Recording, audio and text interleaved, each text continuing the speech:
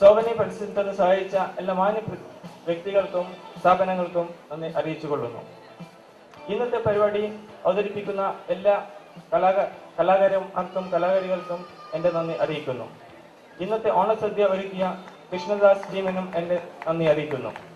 ഈ ഓണം DRDO ഓണം 2010 വളരെ വിജയകരമായി നടത്തി തന്ന സഹായിച്ച എല്ലാവർക്കും ഒരിക്കൽ കൂടി നന്ദി രേഖപ്പെടുത്തിക്കൊണ്ട് ഞാൻ അവസാനിപ്പിക്കുന്നു. നന്ദി.